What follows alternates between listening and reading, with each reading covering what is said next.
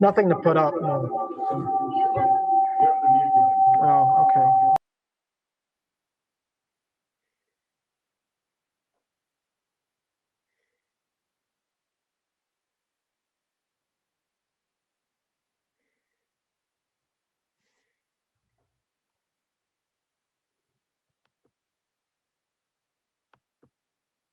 Okay.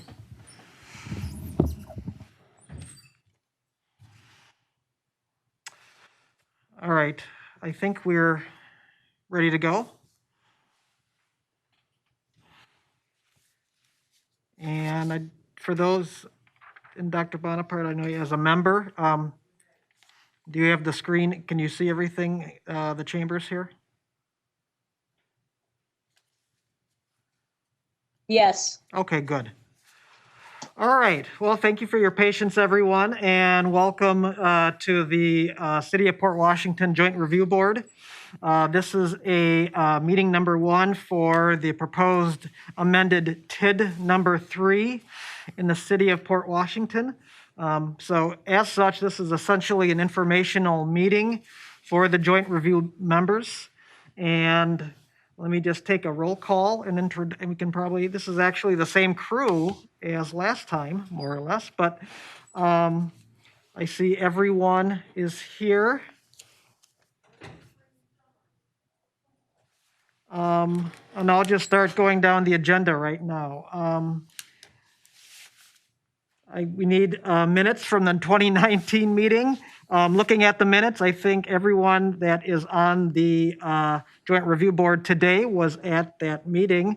So in which case, if you have any issues with the meeting, otherwise I'll take a motion in a second to approve those minutes. Who was that? Rick, thank you, Rick. And I'll second Bob. Jonathan, okay. And with a second, the minutes are approved. Okay, just moving on to agenda item number 3. This is an introduction and discussion of tax increment district number 3, an amended territory boundary and Bob, if we could. project plan. Yes? So you got a second, but I don't think we actually voted on it. Oh, I'm sorry. Yes. So, Usually I'm staffing the meeting, not chairing it.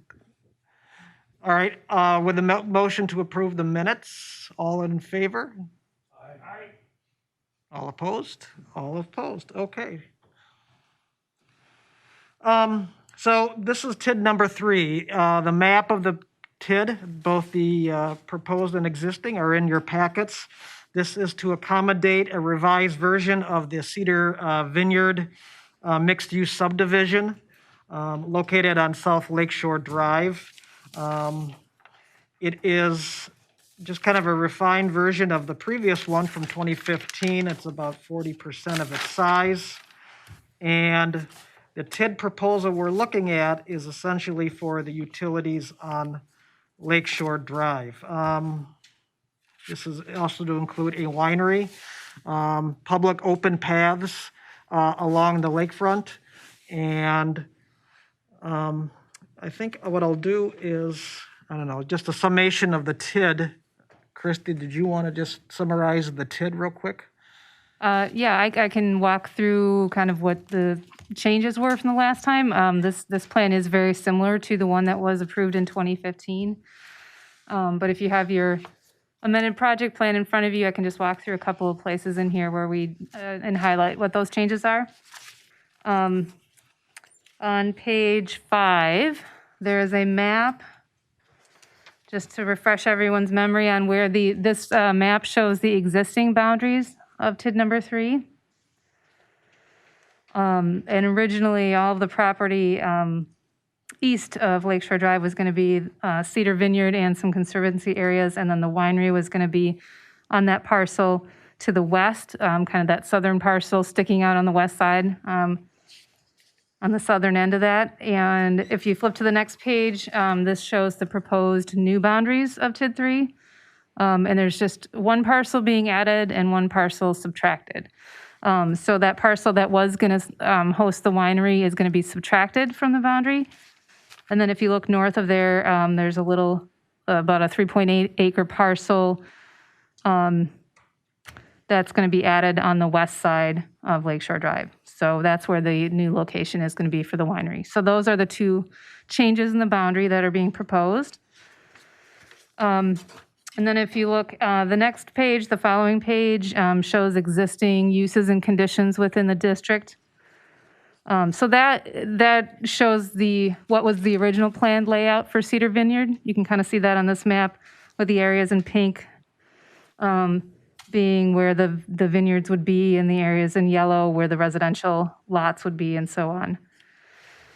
And then if we go a few more pages forward, it's page 11 shows a new map showing proposed uses and conditions in the district. And this one reflects the current proposal for the layout of Cedar Vineyards.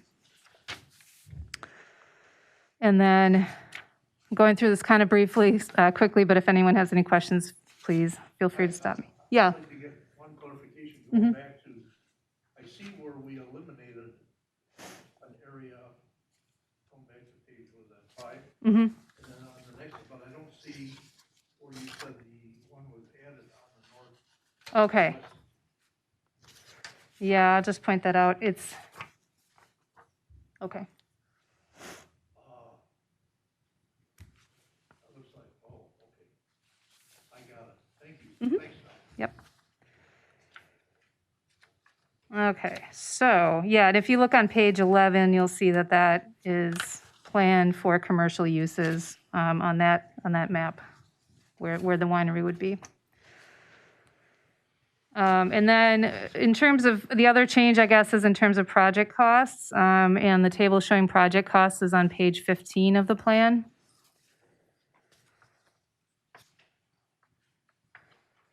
And I have a side-by-side in there of what was in the original adopted plan versus what we're proposing in this amendment.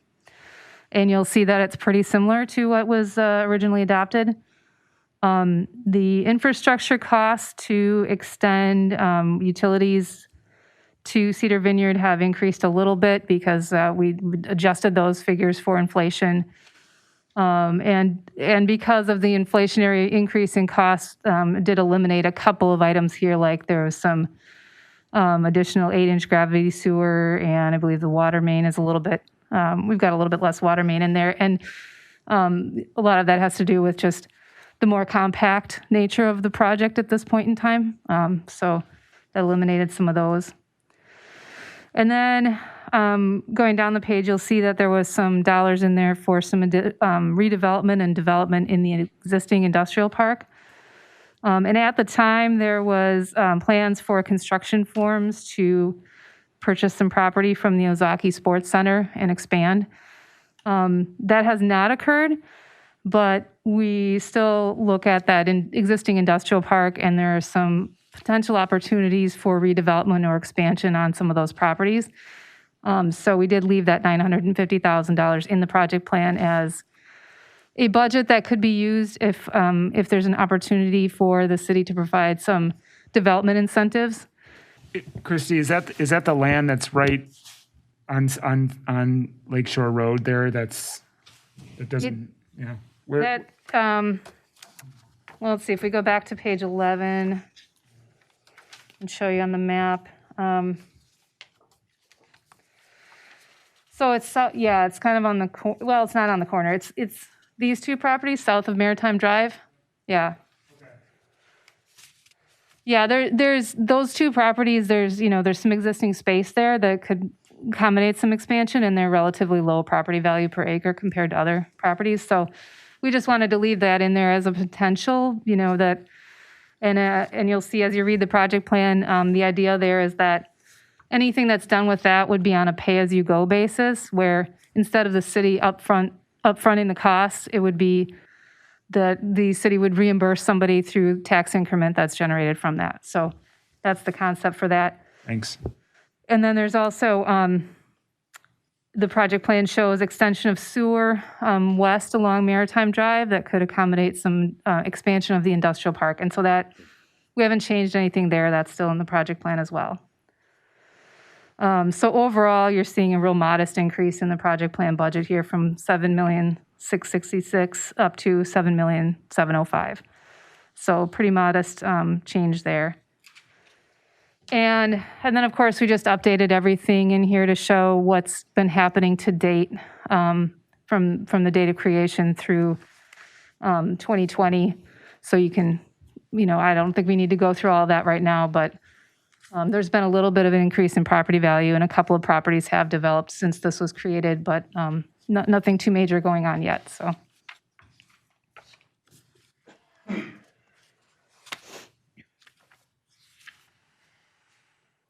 So yeah, those were the things I wanted to highlight.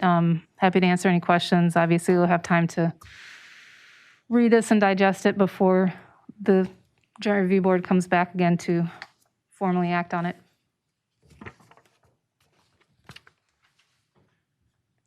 Questions, comments from any of the board members? It looks like there's gonna be some reconstruction of the street. Is that from the city limits? Or, I'm just trying to figure out where that would be, where the reconstruction would start. And is it like an urbanization with sidewalk? I know there's a path in here. I can answer that. So it's gonna start at Sunset and then start going south. And we're still kind of working through engineering-wise what this may look like. But it's likely that on the east side of the road, it would be urbanized to accommodate what I'll call a pedestrian path at this point. And then the west side of the road would continue to be rural. Like a culverts and ditches? Yep. Okay. Thank you.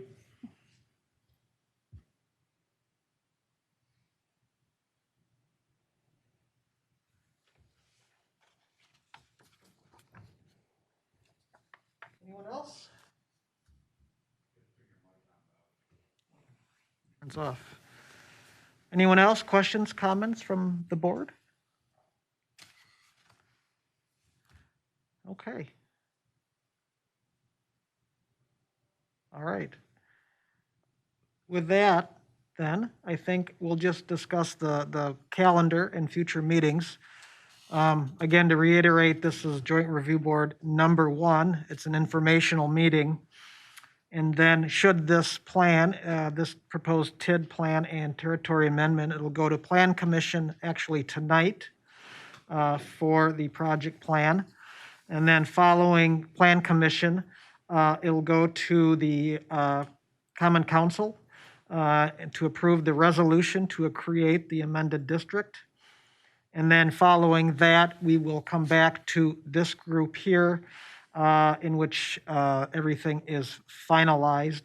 And I suspect that should everything go according to what our tentative calendar is, perhaps early April of a council meeting, so probably sometime in mid to late April would be the next Joint Review Board meeting. And that's still, the exact date is to be determined.